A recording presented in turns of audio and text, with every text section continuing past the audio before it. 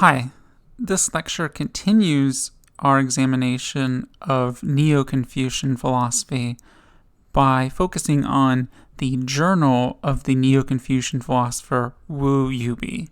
It'll help to situate very briefly Wu Yubi with respect to some other Neo-Confucian philosophers. So we previously looked at the thought of Jushi, who lived in the 12th century. Wu Yubi lived around 200 years later, and then another 100 years after that lived Wang Yangming, whom we'll look at in the next lecture. So as we can see, the Neo-Confucian movement existed for a few hundred years. Now I'll give a brief biographical overview of Wu Yubi's life. Much of Wu Yubi's early years were devoted to academic study, particularly study for the civil service exams. And he, in fact, studied in a place that was influenced by Jushi's thought, so he's familiar quite significantly with Jushi, whose thought by that time was sort of central to the civil service examination. Now, while studying for the civil service exams, Wu Yubi had something like a transformative experience that led him to give up these academic studies and to embrace as well the writing of the journal that we're looking at. While studying for the civil service exams, he was reading a book about various Neo-Confucian philosophers or sages, and this inspired him to want to become a sage himself, not some government official, but rather a sage, a philosophical, wise person. And so he embraced that mission and devoted more time to studying the thought of philosophers like Jushi. Now, his father was not very happy with this because his father had a high position, and his father wanted him to continue in this sort of family tradition. So he had sort of a breaking off with his father. Now, in the early years of his studies to become a sage, he had quite significant difficulties in studying on his own, but eventually he focuses on the 4 books, the Great Learning, the Analects, the Mengzi, and the Doctrine of the Mean, and he has some breakthroughs. And so this leads him to write letters to various people, his father, friends, former teachers, and establish better relations with them, explain his progress, and so on. And so he reunites with his father and establishes a good relationship with his father. And then a few years later, he starts writing the journal, and he gradually develops on those breakthroughs that he had reading the 4 books. So let us now look at the journal itself. Now, it's helpful to consider some of the difficulties that Wu Yubi had, and these included circumstances such as poverty and poor health. So he points these out in a variety of places in the journal. He struggles constantly with these things, but it's not just these external circumstances, but likewise his personal dispositions. Probably most notably is his temper. He recognizes in himself a temper, this anger, impatience with others, but he also has other negative emotions such as feelings of stinginess, having great regrets for his former behavior. Now, Wu Yubi combats those difficulties by relying on various sources of support. So these include what various sages had said, like Confucius, thinking about his dreams that inspire him, going out into the natural world and appreciating its beauty, and finally, using the steps of the Great Learning. There are only a few times where he explicitly will talk about the Great Learning in his journal, and he doesn't really present what he's doing as going through the Great Learning in a step-by-step process. But what I'm going to do now is point out a few passages in the journal that illustrate the different steps of the Great Learning. First, recall that the first step of the Great Learning is to get a handle on things. And on Jushi's interpretation of this first step, this amounts to an intellectual investigation of pattern or principle. An intellectual investigation into the way that everything is structured.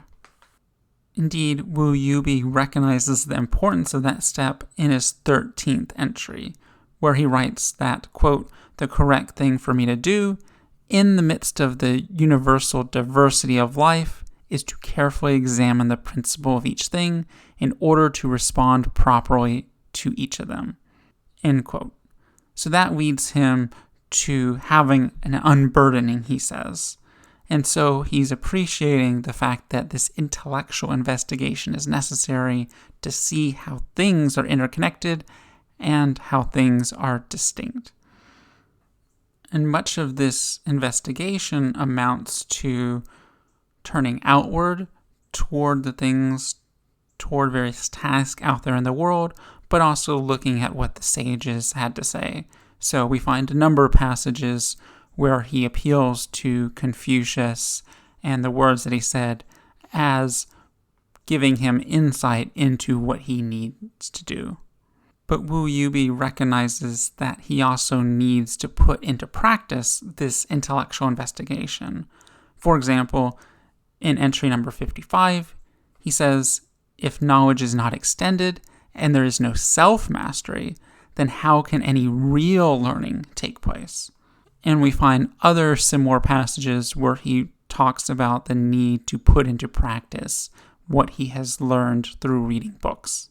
But we also see how steps 1 and 2 are mutually reinforcing.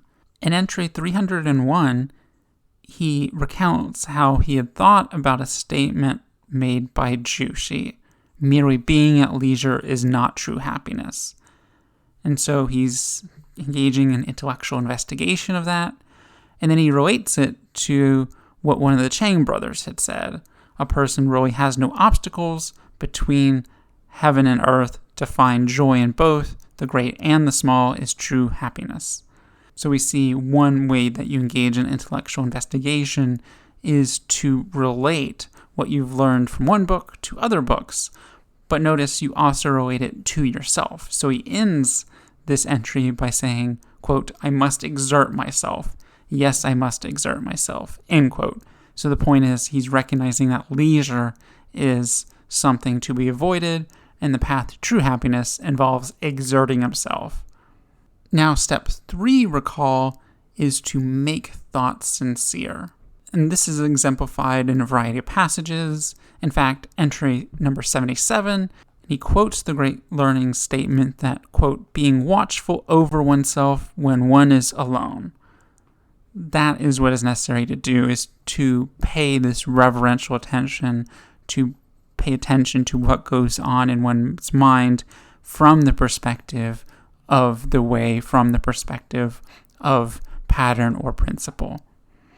But there are other passages where he talks about sincerity or needing to pay attention to what goes on in his own mind, and so he's engaging in this third step throughout his course of study and personal self-cultivation.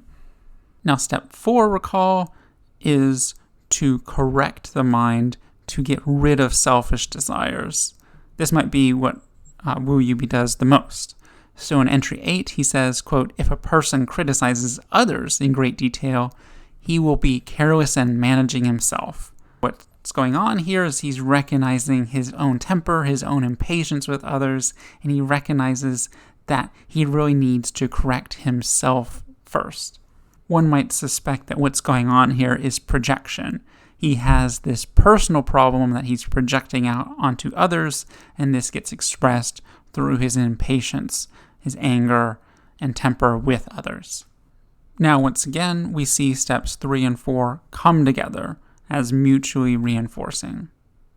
And this is indicated quite explicitly in entry number 78, where he talks about the practice of using reverence to straighten the inner life. So there's 2 different concepts there, using reverence and straightening the inner life. And roughly what's going on there is reverence is reverential attention, which leads to one's thoughts being sincere. So that's step 3. And then step 4 is to correct the mind, in other words, to straighten the inner life. And so he recognizes that you need to do these things together. His point is that you need to use reverential attention in order to identify the selfish desires that you need to correct for. Finally, we turn to step 5, self-cultivation. And he reflects quite often on his progress, or lack thereof, toward becoming cultivated. Entry number 13, for example, he notes an improvement in his disposition, but he also notes a few times when he's given in to his personal failings. Throughout the journal, we find quite a few entries like this, other entries detailing progress, detailing setbacks. In one of the last entries, number 318, he says, quote, "Time quickly passes by, yet I seem to be only regressing instead of making progress in my learning and moral cultivation." Now, this is notable because we do see in his journal progress being made, but he often despairs at his lack of progress, very often, in fact.